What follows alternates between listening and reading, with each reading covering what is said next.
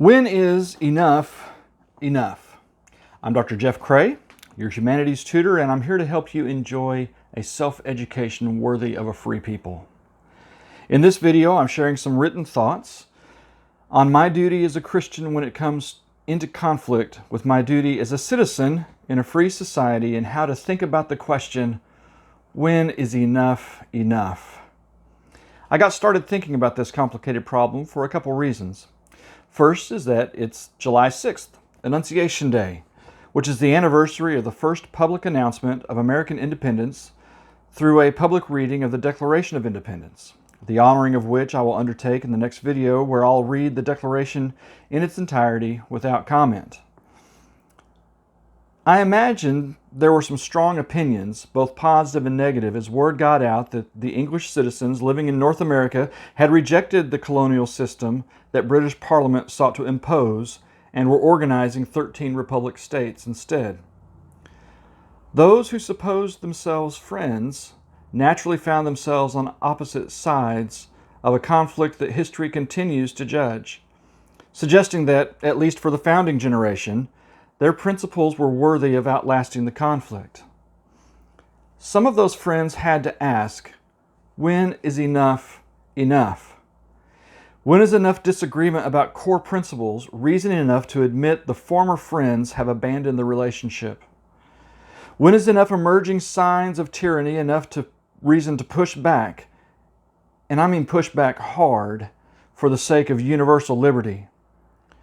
When is the call to submit to a tyrannical usurper of God-ordained government enough reason to recognize such a call for what it is, a manipulative attempt by the father of lies to follow his followers? I have a friend who keeps pushing my buttons on these patriotic matters. Today, this friend wanted to discuss what some universal law might look like.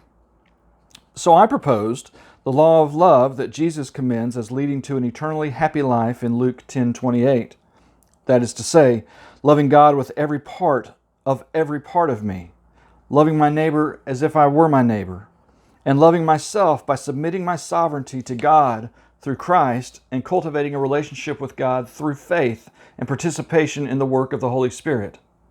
And what James calls the law of liberty, that is to say, choosing freely to do the will of God and not infringing on the right of other sovereign beings to do or not to do the same. So the conundrum I've faced through the years of how to submit to the unholy acts of a government or tyrant, since I've been given the right and responsibility of participating in human government as an American citizen, may be solved by this law of liberty, that I am not to infringe on the God-given rights of others to live as pleasing or unpleasing a life as desired. This libertarian view, however, is not pacifist. It does not release me from protecting the future rights of those who, not being persons sui juris, lack sovereignty and require protection. So, as much as human law allows the full expression of what I am calling the universal law of love and liberty, I can live according to human law. But where human law tramples the divinely assigned rights of love and liberty, I cannot follow, and must, if human law allows, protest in favor of the future rights of those who are not yet sovereign, persons non sui juris, that is, all life on the spectrum of potentially actualizing human potential. So, if the human law allows it, I have a duty to protect by all human remedies the life, liberty, and pursuit of happiness, that is to say, an eternally happy relationship with the divine, of any and every non-sui juris person, from that first spark of human potential to the last flickering flame of a fully actualized human.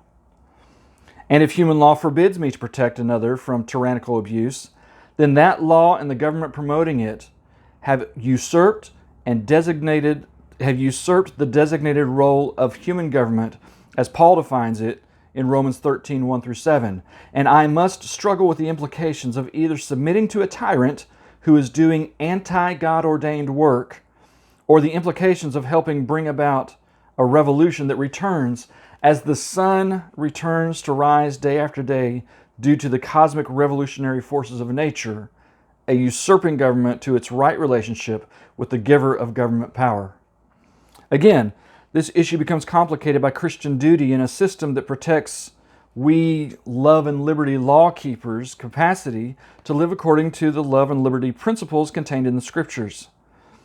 And it was for those principles of universal liberty that 56 brave men with steady hands found the moral courage to put their legal signatures on the Declaration of Independence, which was read for the first time on this day 246 years ago.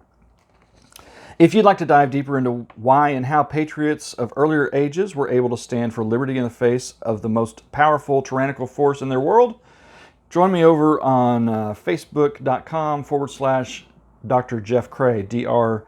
Jeff Kreh. Feel free to email me or let's book a call and visit how we might work together. And as always, the best question, comment, or smart remark left below will earn 100 Brazilian points. Until next time, you are dismissed to pursue eternal happiness.